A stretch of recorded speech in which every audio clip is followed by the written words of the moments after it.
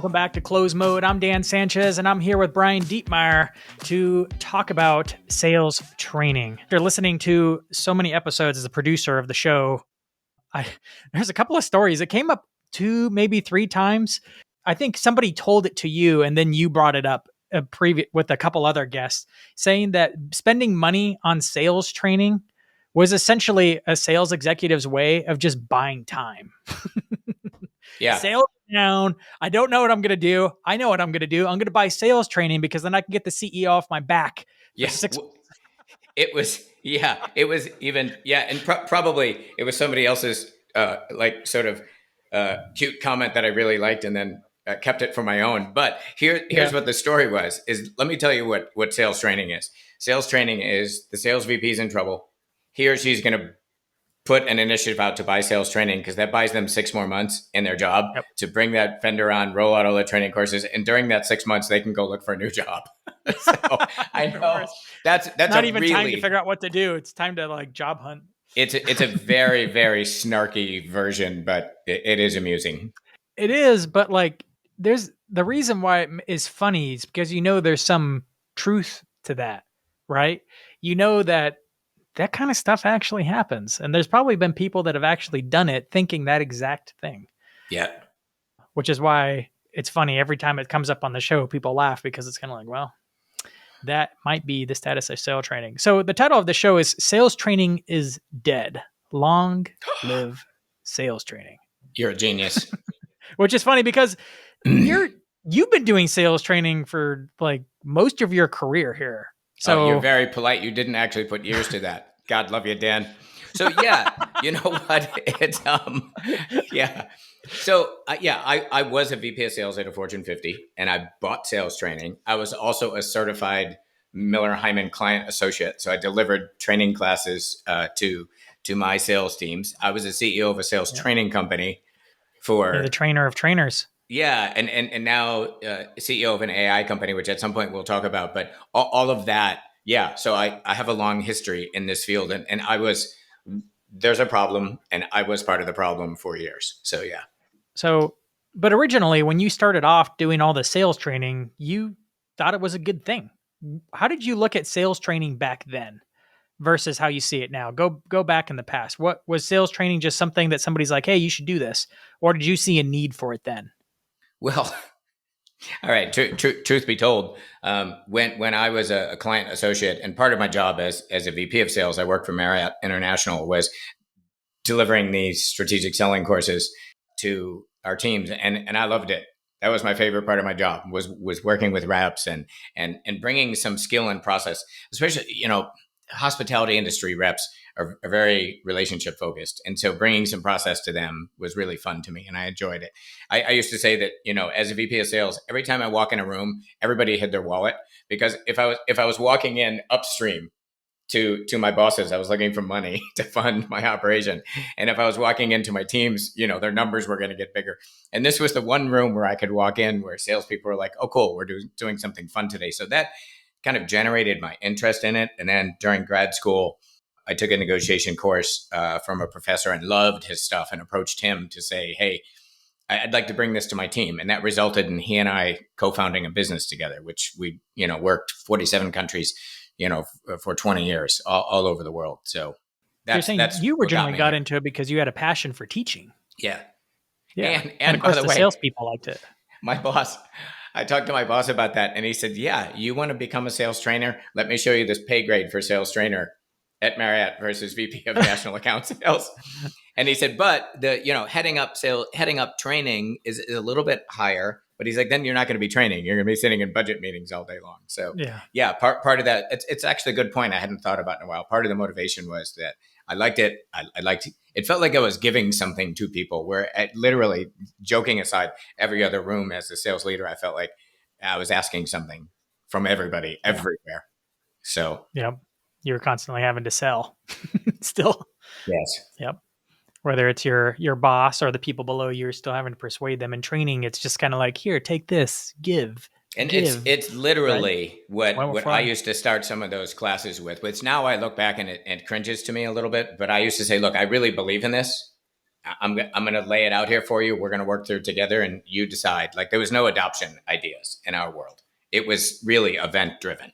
These are events. It was usually part of, there was 10 other events going on at the same time and 500 people sitting in 10 different classes in different levels. And they all went through that during the day so they could then go to the party at night. That's the reason they were there. I thought they were there because of the wisdom I was imparting upon them for the 2 days. They were there for the evening party and the riverboat cruise and, you know, the silent disco and whatever else the hell was going on at night. So fast forward, you spend your career, again, a majority of your career doing sales training, specializing in negotiation. And you guys had some wins. I've seen your case studies for Think, Yeah, the consulting company, for and I'm sure. like, these are huge. These are huge. I saw the big case studies with massive margin differences and the training you've delivered, and so like it made a difference. Yet you still found yourself knowing that something was missing from all this training. What happened? The majority of our revenue was coming from sales training events. Rolling out Microsoft, we rolled out for 5 years to 8,000 salespeople, 2 day sales training events. Those case studies you talk about were the 3 or 4 customers that we worked with them to take this, to take their strategy, embed it into the class, and then measure it and coach it and follow it up on the back end. Yeah. Those were the rarities, and when we did it the right way, I think the average across the case studies is 466% ROI. I would say that 80% of our revenue came from training events, where I was frustrated, laying in bed at night going, okay, yes, it's nice to have that income coming in, but I didn't feel great about saying, what happens when I leave? I have no clue what happens when I leave. Managers don't have time to coach it, that kind of thing. So that was my biggest frustration. And maybe it's because, like you say, when we did it the right way, we knew we could have business impact, but most people are buying events. Yeah. Isn't that funny that the thing people need is not what they want? It kind of goes Yeah. like that in a lot across many industries. So naturally, you have to figure out how to bridge the gap, how to actually sell something, have good margins, and then feel good about it, knowing it's delivering results. Hence, Well, now you've changed a little bit now. yeah, but this number to me blows me away, and I quote it all the time. According to ASTD, American companies spend $26 billion a year on sales training. We also know there are other studies that show that managers don't have the time to pull that through. They're not going to pay consultants to do it because it's too expensive and difficult to scale. So what would I think the last number I read is after 30 days, people have 15% of that. So we're spending $26 billion a year. And some people say, oh, it's cool. We get our people together. And if I hear this one more time, oh, if you walk away with 1 or 2 things, it's worth it. No, it is not worth it to take 500 salespeople out of the market for 2 days over a course of like 6 months, plus all the travel expenses and the opportunity cost. That's 1,000 selling days where people are out of market. No, it's not worth it if you learn 1 or 2 things. But that's like the legacy standard today. And I'm giving you the worst case scenario, but yeah, it's worth it if you learn a couple things. No, there's cheaper ways to get people to socialize. Is it the worst case scenario though? You say worst case scenario, like that's only happening 2 or 3% of the time when people roll this stuff out. But I think Yeah. it's kind of it's worst case scenario, but worst case is probably the majority of the time. Yeah.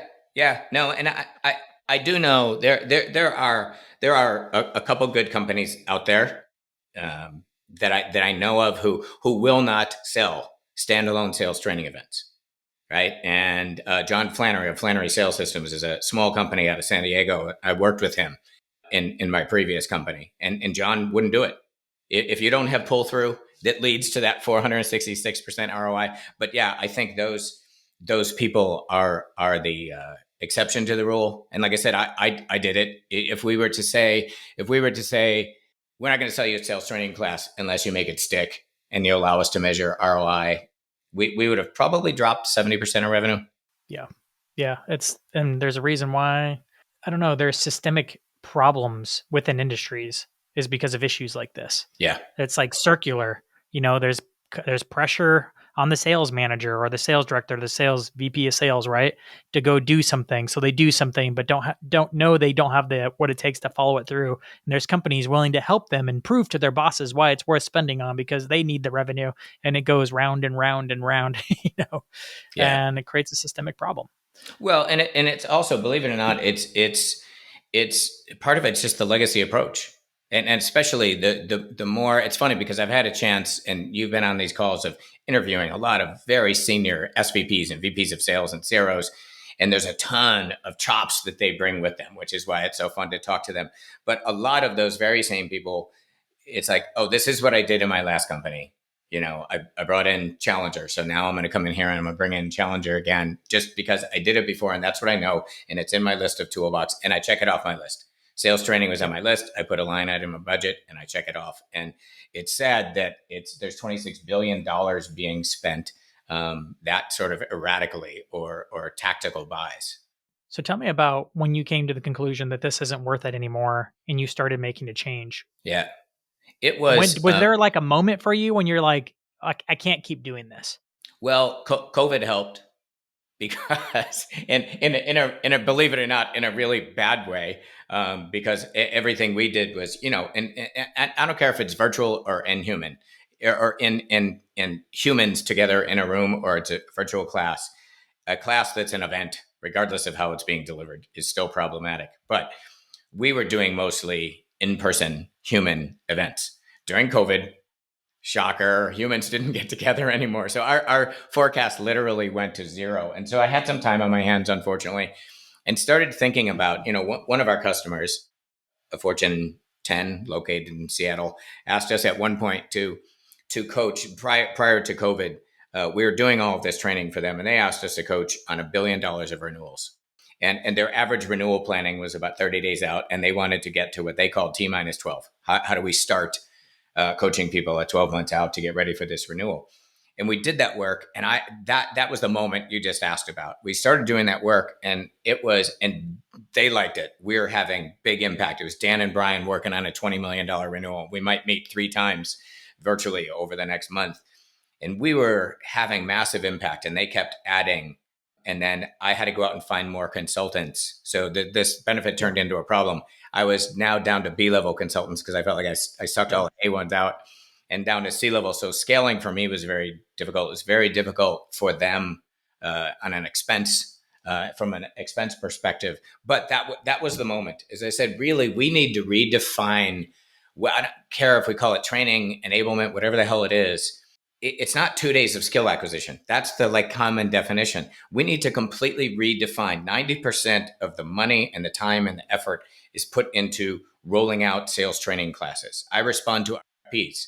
90% of the questions are about the training class and the consultant and the methodology, and almost nothing on what happens for skill application or connection to strategy, which is even bigger. So I started realizing during that period that the one-to-one coaching made a massive difference. And here's the other thing. It was all in context. We spoke with Alyssa Plekovic, who heads up global enablement for Checkpoint Technologies. And she's the one that initially brought up this notion of in context, that a lot of training is lightly customized, but here's our 4-step approach that you can repeat over and over and over again. Not here is how you negotiate your value against this competitor to achieve these specific commercial terms that your CRO wants you going after or your deal desk wants. Those are the 2 big shifts. We've got to get away from this group 2-day download fired as the standard. I mean, literally, in my opinion, it's mostly got to go away. And we've got to start thinking about this in context, guided, just in time, one human at a time. But we've got to be able to scale that. So we know that worked. That was the moment in time you asked me about that works. And then having all that extra time on my hand, it's like, what new technologies are out there that can enable us to scale this part of my business that I felt really good about. Yeah. Yeah. Close Strong was born. But before we jump into Close Strong and how that's mapping to that, gosh, I gotta say, this resonates with me so much. Actually, I'm one of those people who did college later. I think like yourself, I did college after, much farther after high school. I went into graphic design and then I got into marketing, and I just kind of learned marketing on the go. And digital marketing, back when marketing was transitioning to being digital. I was just the kid who liked figuring out the tech, and I figured out email and SMS and database management, and then how to craft AdWords, and then how to track it all, and split testing and all the stuff. And I was the kid who just learned how to tie it all together, and then pretty much digital marketing became marketing. By the time I got around to my degree, I was like, what do I need a degree for? I already know all the stuff. But the cool thing about working on the job is, one, context. Yeah. right? Yes. I have the context for why this thing called the value proposition matters because I need results and I need it on this landing page so I can get more signups for the thing, right? So now I'm testing out and the other part is feedback. You need rapid feedback. Yes. Without rapid feedback in school, and that's why people crap on schools all the time because you're only getting feedback like with grades once a semester, and if you have a Yep. good enough you have relationship with the teacher, maybe you're getting feedback more rapidly, but usually not. You usually don't have a relationship with faculty. But in marketing, luckily marketing is one of those jobs where you get rapid feedback Yeah. because the ads you can split test them and then you know what people click on, respond Yeah. to. You get conversions on landing pages and on websites. There's ways to measure it fairly reliably on social media with views and clicks and comments. So I was getting feedback. The feedback was my teacher. When I went to Yeah. school, I finished college in 8 months, Yeah. 120 credits. But it's because I had all the rapid feedback Yeah. before. By the time I got to like filling out the test and writing papers, I'm like, easy. Well, you know what you make me think of. So with the new business, so our VC backing came from Proda, and I went through Proda Investments incubator. And one of the other gentlemen that was in the incubator with me had you just reminded me of him. I love this idea, by the way. White collar trade schools. In fact, so if I say the sales training industry is broken, and you just kind of said academia is broken, and it is, by the way, unless We maybe know, we all know. yeah, right. Well, except for some specialized medical school, right? Engineers. Sure, sure. I think there are Yeah, some yeah, yeah. areas where No, it we works well, look in law, right? Like there's a couple in there. this guy's whole concept was white collar trade schools, lawyers, accountants, and literally said, when they walk out of our schools, when they walk out of the traditional learning institutions today, then they got to be trained and they're a rookie and all this stuff. And his notion was nothing but CPA work, nothing but legal work. And when you walk out, you're hitting the ground day one. And there's two things that struck me. I said, one, that's flipping brilliant. That's exactly like I'd want to hire those kind of people. Yeah, And secondly, do you have yeah. any notion of the horsepower that you are up against and the legacy approach and the funding, to all these schools? It's like, but it's brilliant. But that's kind of what I was hearing when you were talking about the difference. Yeah. I mean, it's happening slowly but steadily. It's starting to chip away at it, but we'll see where academia goes. But I think the point is we we all intuitively know that we need rapid feedback, which is why one-to-one tutoring is so much more effective than classroom teaching, right? Because of rapid Yes. feedback, and we need in context training. This is what Yep. unlocks learning faster than everything else. And so it So all comes tell me down to about how scale. close how Yeah. yeah, yeah, and being able to scale it, right? That's the hard part because Yep. we all wish we could get one-on-one time with the faculty, but you can't do it. Right. Can't do it, which is Yeah. why the colleges are still stuck where they're at because they know what they need to do, but they can't do it, which means you have to lay Yeah. off all the faculty and probably just take some recordings. Some schools are doing it, but I'll say that's another topic. But and Tell me about I'm like gonna go back. how you're Yeah. setting up Close Strong to do it. So, and I want to be really careful about this being a commercial. What I want to talk about is how technology is enabling us to scale. Right? We said Yep. we all Yep. know this is the way to get this done. And by the way, two stats I saw last week. I'm going to give you the rough numbers. 70% of reps do not want more technology or training where they have to fill out a blank form. And any one of you who has been filled out your CRM or gone to a class and then filled out your purple Yep. sheet after the class, it's really the benefit of sales training was always the process. And then here's your sheet, and then you fill it in. What I'm going to argue is it's the answers that go into that sheet. That's where the gold lies.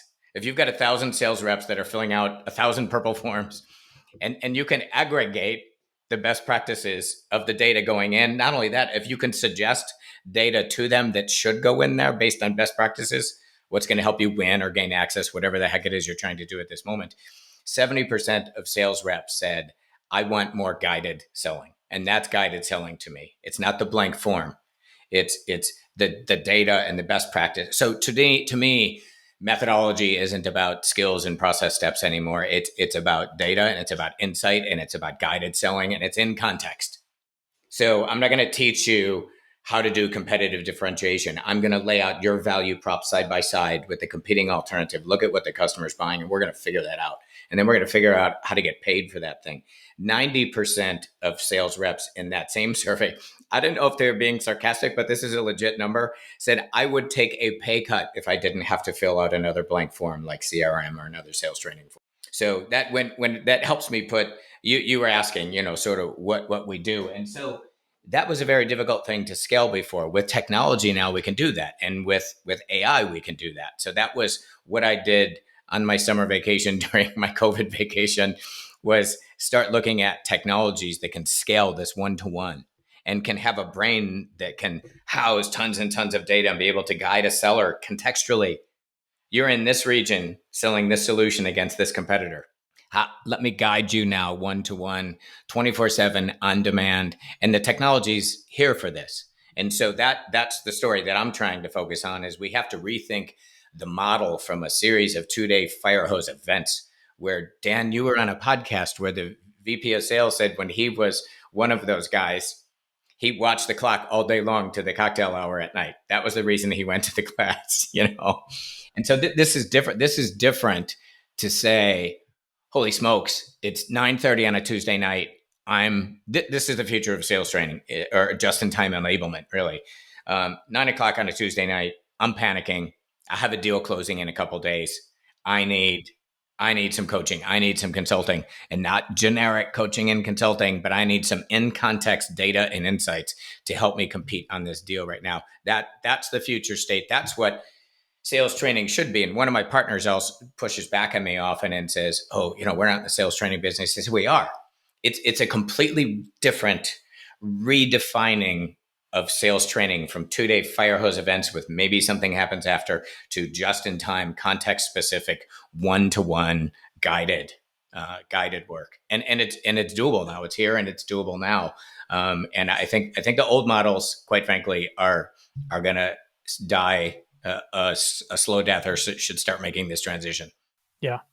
So everything I hear you saying is that you essentially already had these models for doing one-to-one coaching with companies in order to not only implement like a new negotiation training and roll it out, but then to walk them through implementing it strategically into the process so that they can get the much higher close rates, better margins, higher selling points that everybody was hoping for. You've essentially just come and made a tool. I think you stack it first with the training. So the training's still happening via video courses, but then the tool gets baked into their CRM so that they can actually have the coaching process through the whole thing. What used to have you like sitting over their shoulder being like, okay, put this number here, put this number here. Well, if we look at all this together, this is your next step, or here's the next questions you need to ask. Now, because of artificial intelligence, that can happen automatically to the same or close to the same degree as if you were doing it yourself, because it's scalable. It's in context. It's all those things. So something that happened, you had mentioned about training. This was one of those unexpected outcomes, right? So we, let me go back to the legacy approach to sales training. I had people for 2 days. I would jam everything into their brain that I ever knew about this subject of getting deals closed in the training class for 2 days, because I was never going to see them again. And I think that's what drives a lot of the fire hose. Everybody knows. I interviewed 60 people as we architected our new solution from 40 different companies. And when I go to the subject, they're all like, oh my God, please don't make me sit through that again. But we're spending $26 billion on it. So what we learned is that if I'm going to see you, Dan, 100 times next year on 100 deals, my training goes from like 10 pounds of training to ounces maybe. I just need to get a couple broad concepts about what it takes to get a deal closed into your brain. And then you and I are going to work together in context, one deal at a time. And so that's training, right? But that's skill application. And the skill acquisition goes down to very, very little. So that's why I say it's actually, forget this whole notion even. Training, it's got to be a little bit to put stuff in context before people start getting coached. Like why this coaching process? How does this data help that I'm going to be presenting you? But it's really, let's redefine it as just-in-time enablement, and maybe even get rid of the whole training moniker. But this, in my opinion, this is the training of the future. Is just-in-time enablement in context when you need it, 24/7 on demand and update it as, here's the other thing, you can update the brain. What my coaches couldn't do is have a ton of contextual data. We were jumping from company to company, my human coaches, company to company, different verticals. And we got to act like the smartest guy in the room because we knew where people typically had holes in their sales plans. And we'd come in and we'd ping you on your holes and then send you on a mission to go fill those holes and then come back in. But what I didn't have is the deep dive in context. And this super, you're selling this laser against this other laser company that's used to do all this crazy stuff. And at the nano level, how are we better than this other one? I couldn't do that. Or when it came to getting certain commercial terms, I didn't know what your deal desk approval process was. All of this we can put into the brain of a coach. So I'm going to argue that one can use AI even better than humans. That being said, the way we think about this too is maybe you're coaching 10% of your deals today, and ideally you want to get to 70.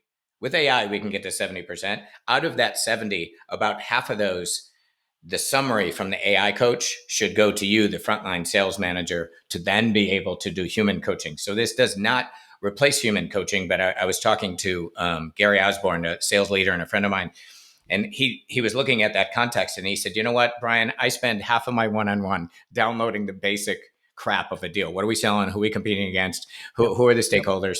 And he said, if you could have a lot of that coached, what's our competitive differentiation? Where are we getting heat on competitive pressure? I could 3 to 5x my number of human calls and the quality of that call because I'm just not filling out the form and downloading the basic data. So there's still, and even for consultants who do this kind of work for a living, they're better off starting with deal coaching with someone where a lot of the basics has been hammered. Yeah. I remember one of our guests earlier in the podcast said that the future of software is going to always be packaged with a methodology or a philosophy on how to approach the problem. Before, it was always like the consultants who had the methodologies or the authors who were publishing good work, and then the software tools to enable parts of it, but they're kind of agnostic.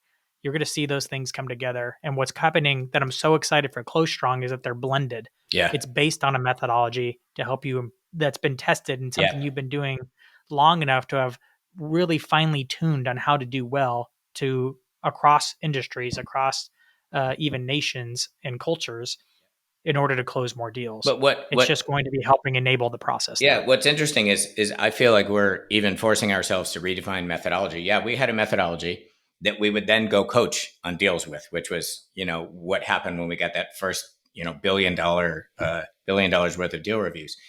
And that impacted the way we thought about methodology, because there's a difference between what I teach you in a room, which is methodology, and the best practice. What is the process for getting a deal closed, maybe from the 50-yard line to close?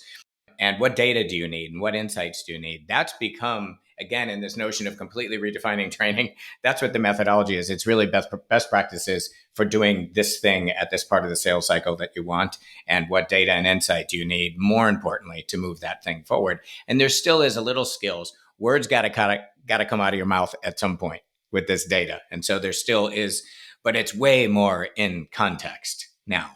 So if you're listening to this and you're curious, you could always go to closestrong.ai in order to learn more about the tool. This is going to be a developing thing. We are launching this product, and I'm excited to sit down with Brian and bring it into the world through this podcast, Close Mode. Of course, we won't be talking about Close Strong in every episode, but I thought it was worth it to bring up in this episode because I don't know, after hearing multiple conversations with all these leaders, I'm like, there's clearly a gap, and I'm excited to see Close Strong actually bridge the gap when it comes to training and doing training in such a way that it gets implemented. Yeah. The strategy gets mostly almost all the way executed and actually has improvement. So there's less waste in an organization. Yeah, so Brian, thank you so much. No, thank you, Dan. And I do appreciate the kind of commercial for what we're doing. And my message to anyone listening is that old model is broken. It's built on a world that doesn't exist. It was beneficial and profitable for a lot of the methodology companies who did it. I was one of them. And rethink your strategies, right? Even separate of what I'm doing, rethink. There's new technologies, redefine what this means, this in context, just in time enablement, which is completely different than the old world, and start challenging those people. If you're buying training, traditional training, legacy training, or people are buying it for you, start putting pressure on thinking about a different way. Brian, thanks again for joining me on this episode. Thank you, Dan.